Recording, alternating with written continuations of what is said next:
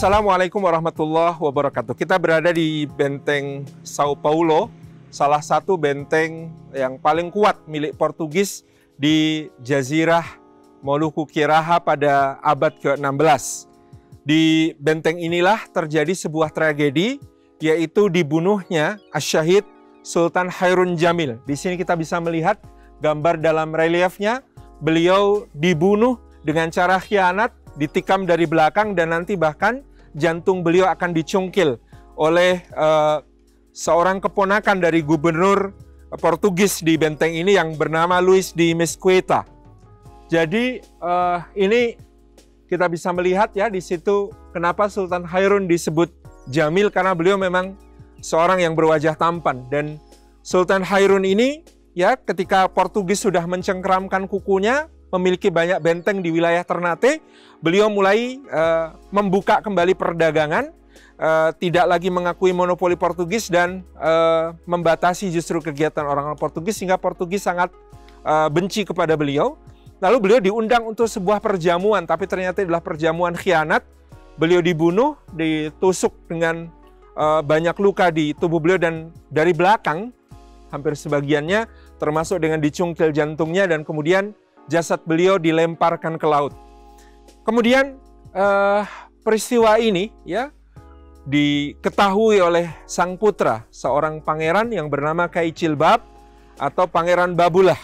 Nah, Pangeran Babulah inilah yang kemudian kelak akan dikenal sebagai Babulah Datusyah, penguasa 72 jazirah, karena kehebatannya dalam mempersatukan Nusantara Timur untuk menghantam seluruh kedudukan Portugis. Dimulai dari peristiwa pembunuhan ayahandanya ini. Kita akan beralih ke sisi sebelahnya. Di sini kita akan melihat bagaimana kemudian Sultan Babulah Datusyah mengaumkan sumpah soya-soya. Sumpah untuk jihad tanpa ampun menghantam kedudukan seluruh penjajah kafir di Nusantara Timur. Sumpah soya-soya ini yang kemudian menjadi inspirasi dari sekarang ada namanya tarian soya-soya yang menjadi salah satu tradisi di Ternate. Dan di atas kita bisa melihat cengkeh yang dianggap sebagai salah satu rempah-rempah primadona pada zaman tersebut, di mana Portugis dan Spanyol ya itu berusaha untuk mendapatkannya dengan mengirimkan penjelajahan samudera mereka. Sementara sesuai dengan perjanjian Tordesillas tahun 1494 yang diperbarui dengan perjanjian Saragossa pada tahun 1529, Paus Alexander ke-6 itu membagi dunia ini menjadi dua untuk dimiliki oleh Portugis dan Spanyol. Ini sebuah hal yang sangat luar biasa ideologis ya. Bagaimana kemudian di situ motif gold dan glory negara itu diberkati dalam tanda kutip oleh Paus dengan misi gospel.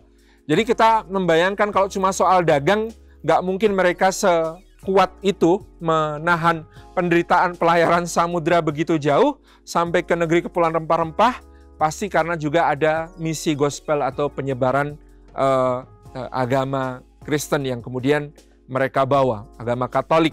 Ya, dua kerajaan Katolik terbesar pada saat itu adalah kerajaan Portugis dan kerajaan Spanyol. Dan pada tahun 1529 dalam perjanjian Saragossa ya ditegaskan pembagian bumi sehingga Maluku ini, Jazirah Moluku Qiraha ini diberikan oleh Paus kepada Portugis. Sementara Spanyol harus menyingkir ke sebelah lebih utara, yaitu ke Filipina yang kita kenal sebagai daerah Filipina sekarang. Nah, pada waktu itu karena Spanyol juga sudah punya kantor-kantor dagang di sini untuk cabut ke Filipina itu, mereka menuntut ya kepada Raja John III atau Joao ketiga dari Portugis untuk membayar 300.000 dukat emas. Jadi Kaisar Charles V dari Kerajaan Spanyol itu menuntut pembayaran 300.000 dukat emas untuk memindah kantor-kantor dagangnya dari semula yang ada di Moluku Quiaraha ke arah utara di Filipina, sehingga Maluku ini menjadi milik Portugis sepenuhnya, sesuatu yang akan menjadi tragedi nanti di bawah de Mesquita ya, yang kemudian dihancurkan oleh Sultan Babullah Datuk Syah. Filipina dikuasai Spanyol sampai awal abad ke-20, sementara di tahun ini, di tahun 1570, di banyak buku sejarah tertulis tanggal pembunuhan Hairun itu 25 Februari. Tapi di monumen ini ditulis 28 Februari. Konversi hari pada zaman itu memang tentu bisa menimbulkan perbedaan. Tidak ada masalah ya tentang tanggalnya, tapi yang jelas terjadi bulan Februari 1570. Babullah yang kemudian membopong jasad ayahnya dari tempat ditemukan ke istana, ke Kedaton, itu dalam keadaan baju satin putihnya berlumuran darah ayahandanya, Sultan Hairun Jamil. Dan kemudian masih dengan memanggul itu, jasad ayahandanya itu beliau dinobatkan untuk menjadi Sultan Ternate. Dibaiat oleh para raja di sekitarnya untuk menjadi Sultan Agung Ternate dengan nama Babullah Datuk Syah.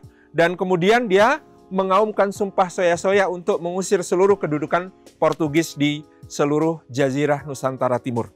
Dan itu beliau tidak main-main, yang dipersiapkan untuk menghancurkan Portugis bukan cuma di daerah Ternate, tapi sampai di daerah Sulawesi, sampai kemudian di kepulauan di Maluku Selatan, sampai ke Ambon, sampai Kepulauan K, kemudian sampai ke di utara di kerajaan-kerajaan di Bacan, Obi, Jailolo gitu ya. Kemudian di wilayah Nusa Tenggara bagian barat, kemudian di wilayah Sulawesi bagian tenggara, bagian tengah dan bagian utara, semuanya bergerak untuk mendukung Babullah. Bahkan Babullah menyurati raja-raja di Jawa, di Melayu, di Goa ya, untuk kemudian bekerja sama menutup akses bagi Portugis di seluruh Jazirah Nusantara.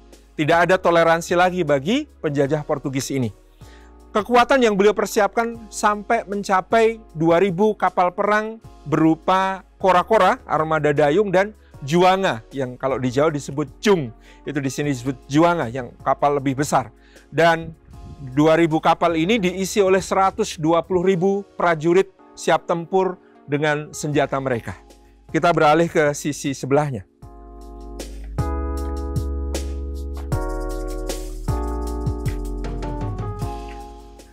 Maka rekan-rekan, insya Allah benteng-benteng Portugis satu persatu jatuh. Benteng Taluko, benteng Lucia, benteng yang sangat banyak, tak terhitung kedudukan-kedudukan Portugis semuanya di berbagai wilayah itu dihancurkan terlebih dahulu. Panglima-panglima yang bergerak dengan luar biasa seperti Raja Jailolo Katarabumi, kemudian Panglima Kapita Ruhubongi, ada Kapita Kapilaya, ada Kapita Hitu, ada Kapita Ambon, semuanya bergerak untuk kemudian menghancurkan benteng-benteng Portugis di berbagai wilayah. Hanya satu yang Babullah dengan sangat cerdik ya, menjadikannya menderita, itu adalah benteng Sao Paulo ini. Jadi semua benteng lain sudah dihancurkan, Portugisnya sudah diusir pergi, tinggal satu benteng ini dikepung, ditutup semua aksesnya, bayangkan, selama 5 tahun. Jadi betul-betul dimiskinkan dan dibuat menderita semenderita-menderitanya orang-orang yang ada di dalam ini, benteng ini sebagai pembalasan atas dendam pembunuhan Sultan Hairun Jamil. Baru pada 28 Desember 1575 akhirnya penghuni benteng ini menyerah.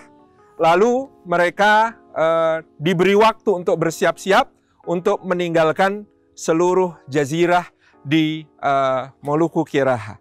Ini jadi mereka dibebaskan dengan hormat oleh Sultan Babullah, tidak dalam keadaan mereka sudah lemah, sudah tak berdaya lalu dibunuh, tidak, tapi mereka tetap disilakan untuk berki, diampuni oleh Sultan Babullah Datus Syah. Kita ke halaman terakhir.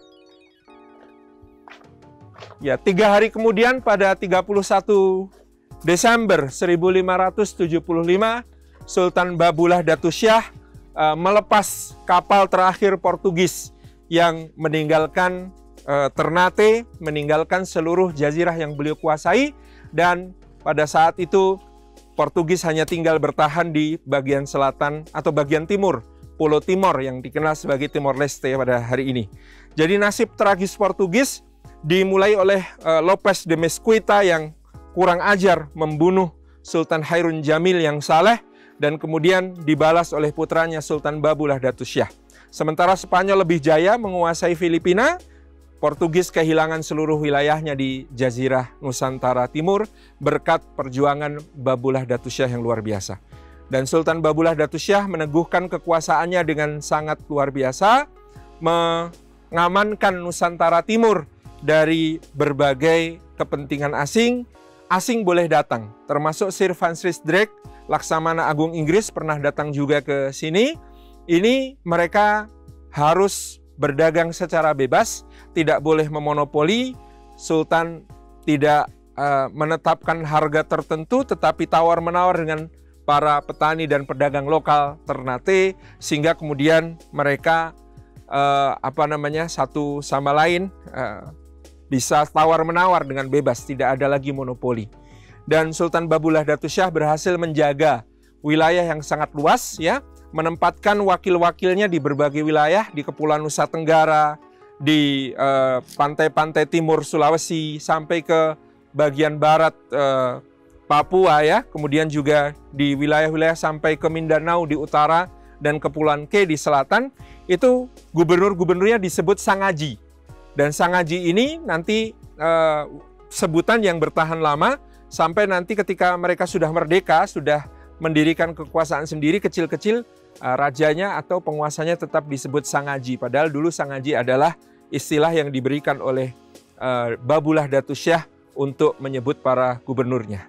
Inilah salah satu cerita yang sangat dahsyat dari Nusantara Timur tentang Sultan Babullah, sang penakluk, sang pengusir Portugis, sang pengusir misi Gold, Glory, dan Gospel dari Nusantara Timur. Semoga Allah berkahi beliau dan seluruh dzurriyyahnya, dan semoga kita mengambil pelajaran dari keperwiraan beliau dalam berjuang untuk menyatukan Nusantara Timur dan menjadikannya daerah yang berdaulat. Dan beliau terus melakukan syiar sehingga dulu pada saat Portugis datang, ya, penduduk lokal yang masuk Kristen itu sudah banyak.